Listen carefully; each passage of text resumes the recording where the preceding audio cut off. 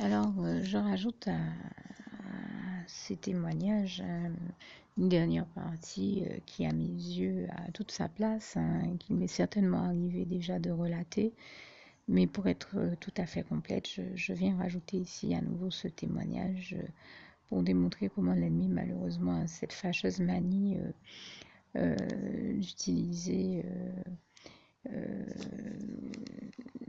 et même de s'amuser à donner de faux diagnostics. Veuillez m'excuser, il y a eu un petit souci technique. Et c'est ainsi qu'il avait utilisé, là encore, des membres du corps médical, certainement des médecins, et en particulier, je crois, un gynécologue, pour dire à une de mes cousines que l'enfant qu'elle attendait, dont elle était enceinte, était mort dans son ventre et bien entendu, cette cousine est sortie de l'hôpital et m'a appelé en larmes en me disant, voilà, je tiens une pilule abortive dans la main et on m'a demandé de l'avaler pour que j'expulse ce qu'il reste du bébé que je porte. Et là, je dis vraiment là encore, désolée et pardon à toute âme sensible, s'abstenir peut-être. Désolée pour les mots que j'ai eu à utiliser. J'ai parlé un peu crûment. Pardon si je vous ai blessé, mais ce n'était pas le but. J'ai simplement répété textuellement ce qu'elle m'a dit. Et je tiens ici à rendre grâce et gloire au Saint-Esprit de Dieu qui m'a inspiré à ce moment-là de lui conseiller de tout simplement ne pas s'arrêter, ne pas aller écouter ce que l'ennemi était en train de raconter à travers ce médecin. Vous savez comment il cherche toujours il déteste la femme parce qu'elle est celle que Dieu a choisie pour apporter la vie. Et justement, nous savons que comme le Seigneur Jésus nous en avertit en Jean 10, verset 10, là où Jésus est dans une dynamique de vie et de nous apporter la vie et la vie en abondance, lui, le diable est toujours dans une dynamique de mort et de destruction. Et donc, toujours à essayer de provoquer des avortements et à chercher la destruction, à chercher à détruire tout ce qu'il peut. Mais grâce et gloire soient rendues à Dieu, à Jésus, à son Saint-Esprit. Vraiment, toute la gloire lui en revient. Lui qui nous protège et nous sauve toujours de tous les méfaits et œuvres destructrices de l'ennemi. Et j'en veux pour preuve que, eh bien, vraiment, je rends grâce et gloire au Saint-Esprit, le remercie parce que de m'avoir inspiré de dire à ma cousine de ne surtout pas avaler cette pilule abortive. Et si vous vous retrouvez dans ce type de situation, de grâce au nom puissant de Jésus, n'avortez pas, n'allez pas avaler de pilules abortives, mais faites laissez-vous guider par le Saint-Esprit, faites ce qu'il vous invite à faire. Et dans mon cas, ce jour-là, ce qu'il me demandait, qu'il m'invitait à faire, c'était de dire tout simplement à ma cousine de prendre un second avis médical auprès de notre médecin. Et bien sûr, c'était réellement la bonne chose à faire et on s'est rendu compte que c'était vraiment le Saint-Esprit parce que ce médecin-là lui a tout de suite dit, mais si cet enfant-là est mort, qu'est-ce que c'est que je vois là bouger dans votre ventre? Pourquoi son bras est en train de bouger? Pourquoi quand je passe le gel et vous avez compris, l'appareil sur votre ventre, il réagit, il bouge, non, je ne vois pas en quoi vous n'avez aucune pilule abortive à avaler parce que ce bébé-là est bel et bien vivant dans votre ventre et, et vous réussirez à l'avoir sans aucune complication. Et là, je dis vraiment toute la gloire en revient à Dieu, à Jésus, à son Saint-Esprit. Et bien cet enfant, non seulement il était bel et bien vivant dans le ventre de ma cousine, mais des années plus tard, je peux vous dire que j'ai vu à quel point il était vivant parce qu'il est venu nous rendre visite une fois. J'étais toute contente de le revoir. Je crois qu'il avait même pas encore 6 ans. Enfin, je me rappelle qu'il courait partout dans le jardin, sur la véranda, et qu'il a même grimpé un moment sur la table et il s'est mis à hurler sa joie dans tout le quartier. C'est vous dire comment il était plein de vie et certainement pas mort. Et cet enfant, au jour où je vous parle maintenant, doit avoir quelque chose comme 14 ans et il paraît qu'il est tellement grand que personne n'en revient. Je crois qu'il fait déjà 1,82 m ou même plus que ça. Il a grandi précocement et je tenais à rendre grâce et gloire à Dieu euh, vraiment pour cette expérience extrêmement forte qu'il m'a permis de vivre. Et je tiens aussi à dire que c'est réellement Dieu qui a fait ça, puisque le Seigneur m'a permis de rencontrer aussi par la suite un très beau couple à l'une des églises où il m'a fait inviter. Euh, une église évangélique où des frères et sœurs en Christ m'ont témoigné que Dieu a... enfin, qu'ils ont vécu une expérience similaire où l'ennemi a tout fait pour pousser l'épouse du frère en Christ à avorter. Et là, sa technique a été de raconter, non pas que l'enfant était mort, mais que l'enfant qu'ils attendaient était handicapé, donc il valait mieux s'en débarrasser. Et les frères et sœurs en Christ ont prié et sont retournés dire au médecin qu'ils refusent de s'en débarrasser. Que même si l'enfant était diagnostiqué handicapé, qu'il choisissait de garder cet enfant-là plutôt que de s'en débarrasser.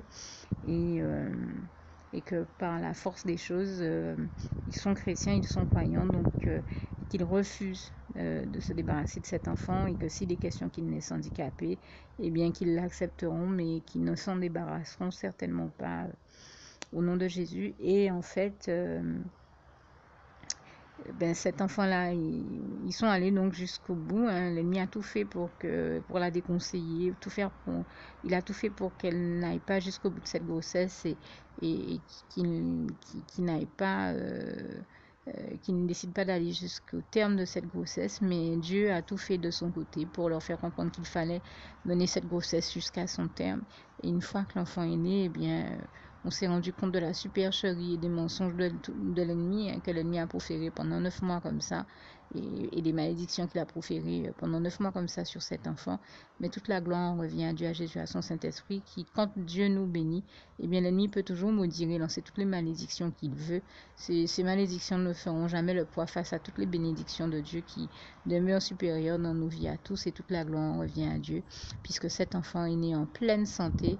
Et là encore, l'enfant n'avait aucun handicap, aucune espèce de problème de santé. Il était en pleine santé, tellement bonne santé, une santé vraiment vive et bonne, que c'était un enfant qui, le temps même que ses parents me parlent, était déjà en train de courir dans toute l'église. Quand la louange s'est terminée, il est allé s'asseoir derrière la batterie, jouer à la batterie, après au piano. Enfin bon, il restait même pas en place. C'est vous dire comment cet enfant-là était soi-disant handicapé, mon œil, plein de vie, plein de joie de vivre. Je dis vraiment, toute la gloire en revient à Dieu, à Jésus, à son Saint-Esprit, un enfant qui n'a aucun espèce de problème de santé. Voilà encore un type de supercherie que l'ennemi raconte. Donc ne vous laissez surtout pas prendre au mensonge du diable. N'allez surtout pas croire ces bêtises et toutes les conneries et faux diagnostics qui donnent à travers les médecins et les membres du corps médical, parce que tout ça c'est de la supercherie. Et en particulier ces jours-ci avec ces histoires de Zika. Vraiment, n'allez pas croire, c'est des imbécilités qu'il profère, parce que ça ne tient vraiment pas la route, c'est tout et n'importe quoi. Et le Seigneur le dit encore, a insisté pour le dire, hein, qu'il va restaurer tous ceux dont la santé a été atteinte par ce virus, mais que tous les autres n'aillent surtout pas s'alarmer ou s'inquiéter inutilement, parce que le Seigneur le rappelle, comme il le dit en Isaïe 41, verset 10 à 13, il est avec nous, puisque Dieu nous dit en substance dans ce passage, je suis ton Dieu, je suis avec toi, je te secours de ma droite triomphante. N'hésitez pas à lire ce passage, le Isaïe 41, verset 10 à 13, tel qu'il est écrit dans vos Bibles, et vous vous rendrez compte que Dieu est avec nous, qui ne nous abandonne jamais, et que par définition, il fera tout pour que nous ne soyons pas atteints par ce virus. Et c'est vraiment ce que je proclame pour vous, la pleine et la meilleure santé, sans virus, sans Zika, sans aucune contamination, au nom puissant de Jésus, une santé pleinement retrouvée et restaurée au nom puissant de Jésus.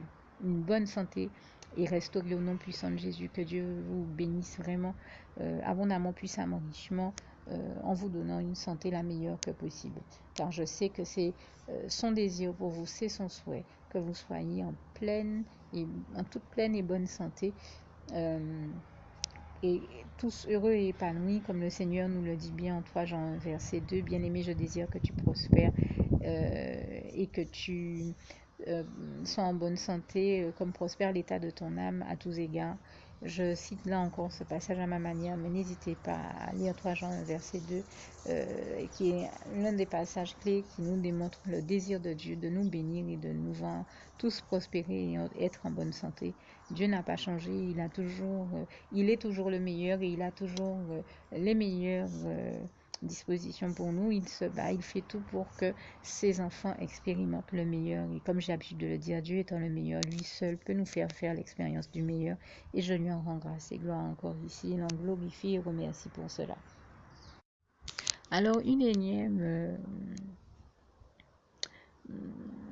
expérience vient là encore à mon esprit, se rajouter à ces témoignages de guérison. Celle où moi-même il m'est arrivé aussi de voir l'ennemi utiliser là encore quelqu'un du corps médical pour faire un faux diagnostic. Je vous en ai déjà parlé à plusieurs reprises, mais je rappelle ici des expériences vécues et anecdotes vécues sur le plan de la santé et des guérisons miraculeuses que j'ai vu Dieu opérer, parce que je me dis, si toutes ces expériences peuvent encourager d'autres personnes et les aider à aller mieux, eh bien je n'hésite pas à les partager de la part du Seigneur Jésus-Christ, afin qu'elles arrivent en bénédiction dans la vie de tous ceux qui en ont besoin.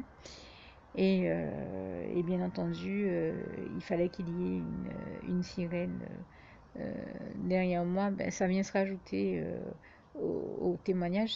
C'est peut-être même la meilleure musique qui pouvait l'accompagner. Donc il m'est justement arrivé d'aller en situation d'urgence chez un dentiste il y a quelques temps de cela. Et quand je suis arrivée chez le dentiste, c'était une époque où la crise économique sévissait et où j'ai découvert malheureusement que les dentistes commençaient, en tout cas certains d'entre eux, hein, ce n'est pas le cas de tous les dentistes, il existe encore des dentistes consciencieux et heureusement pour cela, mais certains d'entre eux se disaient pouvoir réussir à éviter la crise en surfacturant certains soins ou en proposant des soins qui n'étaient pas adaptés aux besoins des clients, tout simplement dans la seule optique la seule optique mercantile de faire gonfler leur chiffre d'affaires. Et résultat, c'est ainsi que je me suis retrouvée à voir un dentiste qui malheureusement essayait de voir comment il pouvait faire des bénéfices les meilleurs avec moi, mais le résultat était que il s'est mis à me dire qu'il fallait absolument arracher une dent qui en fait était pratiquement saine et qui n'avait besoin que d'un soin très léger. Mais il s'est dit que me faire un soin ne lui rapporterait pas beaucoup, alors que m'arracher la dent lui rapporterait beaucoup plus. Et donc, il a carrément donné accès à l'ennemi qui s'est mis à raconter à travers lui qu'il faut absolument arracher la dent. Et là, je rends grâce et gloire à Dieu, à Jésus, à son Saint-Esprit, au Saint-Esprit qui tout de suite m'a dit, tu vois un peu l'ennemi et ce qu'il cherche à te faire faire. Tu n'as rien à arracher dans ta bouche. Et je rends grâce et gloire même à Dieu, à Jésus, à son Saint-Esprit, parce que depuis même avant que je ne parte de chez moi, le Saint-Esprit m'avait déjà averti, m'avait déjà dit que j'entendrais ça, mais que si je m'entends dire qu'il faut arracher la dent, de ne pas en tenir compte dans la mesure où ce sera l'ennemi qui parlera, parce que c'est lui qui cherche à, encore une fois, engendrer les souffrances qu'entraîne le fait d'arracher une dent. Vous imaginez un peu, alors que le Saint-Esprit n'arrêtait pas de me dire que ce n'est pas nécessaire. Non, il n'y a rien à arracher dans ma bouche. Il n'y a aucune dent arrachée dans ma bouche, que je ne suis pas dans une situation aussi grave. Et donc, j'ai choisi d'obéir à Dieu, à Jésus, à son Saint-Esprit. Et comme je le dis si souvent, l'obéissance à Dieu, c'est le plus grand secret du bonheur. Et les 3/4 du temps, dès qu'on obéit à Dieu, eh bien, on reçoit aussi ses bénédictions par-dessus, hein, puisque comme nous le savons, et comme il est écrit en Proverbe 10, verset 22, c'est la bénédiction de l'Éternel qui enrichit et il ne la fait suivre d'aucun chagrin. Eh bien, je rends grâce et gloire à Dieu qui m'a béni quand je lui ai obéi et qui m'a permis de rencontrer donc un autre dentiste qui m'a donné un tout autre diagnostic, qui a pris le temps de faire une radio avant de poser un diagnostic, d'analyser un peu ce qu'il avait sous ses yeux, et qui m'a dit, mais attendez, quand je vois votre situation dentaire, il n'y a rien de grave, et puis surtout, ce que vous avez est tellement bénin, ça nécessite des soins très légers. En aucun cas, il n'y aurait à arracher. Et en plus, il n'y a vraiment rien à arracher dans votre bouche. Je ne vois aucune dent qui mérite d'être arrachée. Donc, je ne comprends pas qu'un dentiste ait pu se laisser entraîner pour vous raconter une chose pareille, parce que je vous assure qu'il n'y a rien à arracher. Et nous sommes maintenant déjà au moins 2 ans plus tard. Et en effet, il n'y avait rien à arracher, contrairement à ce que l'ennemi me racontait. Et à l'époque, et a continué à me raconter chaque fois que je devais aller chez un dentiste. Peut-être dans l'espoir que ça me fasse peur, eh bien, je vous témoigne ici que si vous vivez le même type de situation, que chaque fois que vous allez chez le dentiste, l'ennemi vous raconte tout un tas de conneries. Ne vous laissez pas impressionner. Si c'est un dentiste que le Saint-Esprit vous a conseillé ou vers lequel il vous a guidé, n'hésitez pas à y aller. Ne tenez surtout pas compte de l'ennemi et de toutes ses comédies. Mais faites tout ce que le Saint-Esprit, lui, vous invitera à faire et vous guidera à faire. C'est vraiment ce à quoi je vous invite au nom puissant du Seigneur Jésus-Christ. Et que je remercie et glorifie ici, parce que vraiment, Dieu m'a sauvé à ce moment-là du pire, comme il l'a déjà bien fait.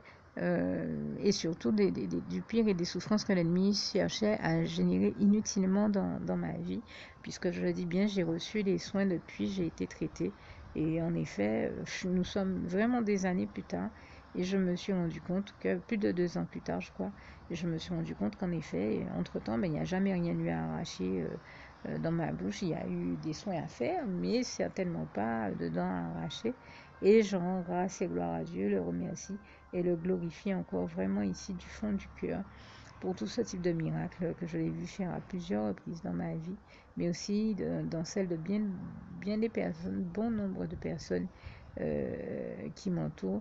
Et je dis vraiment toute la gloire en revient à Dieu, à Jésus, à son Saint-Esprit, qui jusqu'à aujourd'hui encore, le 27 février 2016, hier le 26 et le jour du temps de la solution, a mis au cœur de divers de ses serviteurs et servantes de prier sur moi afin que je reçoive ma guérison. Et aujourd'hui encore, ça a été pareil. Il a mis au cœur de d'autres serviteurs et servantes de prier pour que je reçoive la guérison. Et j'ai été guérie en tout cas je pense, d'au moins 2 choses. Et je rends grâce et gloire à Dieu. Vraiment, toute la gloire en revient à Dieu, à Jésus, à son Saint-Esprit, qui m'a bien béni et guéri. Et je continue donc ici par là même à vous témoigner que Dieu continue à opérer des guérisons miraculeuses dans ma vie et dans nos vies à tous. Dieu est bien donc le Dieu des miracles et qui continue à opérer les plus grandes délivrances, guérisons et les plus grandes restaurations de vie, et à nous donner le meilleur et à nous en bénir chaque fois que nécessaire, et à nous sauver aussi, nous guérir, nous bénir de tout ce dont nous avons besoin de l'aide chaque fois que nécessaire. Et toute la gloire en revient à Dieu, à Jésus, à son Saint-Esprit, que je remercie encore ici et glorifie du fond du cœur. Merci Seigneur. Alors là aussi, je tiens à préciser que même si je ne donne pas de détails sur ce dont je souffrais et dont Dieu m'a guéri, dont Dieu a fait le miracle de me guérir une fois de plus, parce que oui, en tant que chrétien, nous le clamons haut et fort, nous continuons à voir Dieu faire les plus grands miracles, les merveilles, les prodiges et les choses les plus extraordinaires, contrairement peut-être à ce que l'ennemi cherche à faire croire au monde, mais nous voyons sa toute puissance en action. Et nous continuons à voir Dieu nous guérir de tout ce dont nous avons besoin de l'être. Et là aussi, je l'en remercie et l'en glorifie. Eh bien, je sais avoir dit dans divers témoignages la semaine dernière, en tout cas les derniers que j'ai mis en ligne, que j'étais malade et que je ne pouvais même pas continuer à témoigner. Eh bien, si je par définition, je suis en train de vous témoigner de ces choses-là aujourd'hui, c'est bien parce que Dieu m'en a guéri et toute la gloire lui en revient.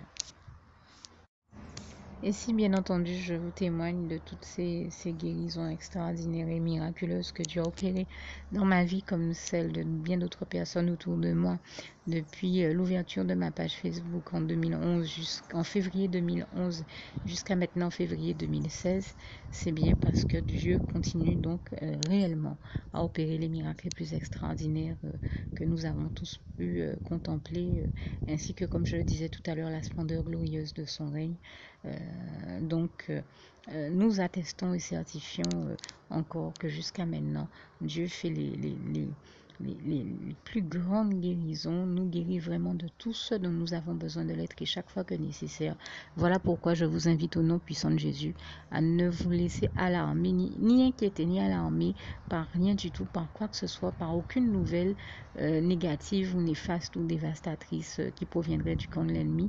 Et encore, bien entendu, encore plus, à plus forte raison, par aucun des mensonges que l'ennemi peut proférer sur votre santé, puisque nous le savons, il n'y a aucune vérité en lui, rien de bon en lui. Il est le père du mensonge, comme le Seigneur Jésus nous en a averti en Jean 8, versets 41 à 47. Et donc, bien sûr, par définition, il est une espèce de machine à déblatérer des mensonges. Et c'est une chose qu'il s'amuse à faire, ainsi que de faux diagnostics, comme je viens de le dire, très régulièrement sur la santé des uns et des autres. Donc, ne vous inquiétez et ne vous alarmez en rien pour tout ce que vous allez pouvoir entendre tous ces temps-ci au nom puissant de Jésus. Et ne croyez surtout à aucun des mensonges de l'ennemi. Ne laissez pas l'ennemi vous entraîner ni dans l'inquiétude, ni dans le chagrin, la dépression, sous aucune forme que ce soit. Au nom puissant de Jésus, bien au contraire, restez dans la paix du Christ et surtout... si vous ne l'aviez pas encore fait auparavant, n'hésitez pas à adresser au Seigneur Jésus la prière qui va suivre et que je rajoute ici à la fin de ce témoignage, et en vous donnant ce si beau passage qui vous invite à rester vraiment dans la paix du Christ. Hein. C'est mon souhait pour vous, hein, que la grâce du Seigneur Jésus-Christ demeure sur vous, comme ce si beau passage de Romains 16, verset 20, là aussi on parle si bien. Et surtout, ne vous inquiétez de rien. Et je vous rappelle ce si beau passage de Philippiens 4, verset 7 ici pour terminer, que la paix de Dieu qui surpasse toute intelligence garde vos cœurs et vos pensées en Jésus-Christ. À bientôt. Alors, pour toutes celles et ceux qui ne l'auraient jamais encore fait auparavant, je partage avec vous ici la prière par le biais de laquelle le Seigneur Jésus m'a sauvé la vie, et vous invite tout simplement à lui ouvrir vos cœurs, à être sincère avec lui dans ce que l'on va dire ici, puisque si Dieu me met à cœur de partager avec vous cette prière, tout comme il le fait toujours avec chacun de nous, c'est tout simplement parce que Dieu nous a sauvé la vie, m'a sauvé la vie et nous a sauvé la vie à tous, hein, tous ceux qui partageons avec les autres cette prière, et que nous l'avons vu nous faire tellement de bien, nous donner tellement d'amour, nous combler de bonheur dans les bras d'amour de Jésus, et bien que nous souhaitons au maximum de personnes d'aller aussi au paradis et de connaître le bonheur des bras d'amour de Jésus ainsi que d'être sauvés par lui. Mais bien entendu, pour être sauvé, encore faut-il prendre le temps de demander à l'être et d'accepter donc le Seigneur Jésus-Christ comme son sauveur personnel, ce qui est ici l'objet de cette prière. Alors, n'oubliez pas à cet effet qu'il est notamment écrit en Acte 4, verset 12, que Dieu, dans sa grande sagesse, dans sa sagesse infinie, a choisi le Seigneur Jésus-Christ, qu'il l'a mandaté, qu'il a délégué pour être le seul sauveur de toute l'humanité, et qu'il n'y a aucun autre nom que celui du Seigneur Jésus-Christ qui nous ait été donné, qui ait été donné à toute l'humanité pour être sauvé. Voilà pourquoi nous avons la certitude qu'en acceptant le Seigneur Jésus comme notre sauveur personnel, nous faisons définitivement le bon choix, d'autant qu'il est également écrit en Jean 14, verset 6, Jésus-Christ est le chemin, la vérité et la vie. Nul ne va au Père Dieu sans passer par le Fils Jésus-Christ. Voilà pourquoi nous devons donc adresser au Seigneur Jésus la prière qui suit. Donc, Seigneur Jésus-Christ, n'hésitez pas donc à dire cette prière à haute voix en vous mettant, bien entendu, dans un lieu où vous savez que vous pouvez prier en toute sérénité. Donc, Seigneur Jésus-Christ, Je t'accepte aujourd'hui comme mon sauveur personnel, moi, un tel, vous dites votre nom et votre prénom. Et je te demande aussi, Seigneur, euh, vraiment de continuer à veiller sur moi et sur ma vie. Je remets d'ailleurs toute ma vie entre tes mains, éternel mon Dieu, Jésus d'amour, Saint-Esprit, puisque tu en es le Créateur. Je remets cette vie entre tes mains, je te la donne puisqu'elle t'appartient, puisque tu l'as créée. Et je te demande de me conduire à toutes les victoires et réussites que tu as prévues pour ma vie. Tout comme je te demande aussi pardon, éternel mon Dieu, Jésus d'amour, cet esprit, pour tous les péchés que j'ai commis tout au long de ma vie, dès le début jusqu'à la date d'aujourd'hui incluse. Pardon aussi, Seigneur Jésus, pour toutes les fois où j'ai fait mal à ton cœur. Et surtout, merci, Seigneur Jésus, quand le bon moment sera venu pour ça, de revenir me chercher pour m'amener avec toi dans tes bras d'amour au paradis où je veux demeurer et continuer à te servir et à t'appartenir pour l'éternité en éternité. Et c'est au nom puissant du Seigneur Jésus-Christ que j'ai fait cette prière.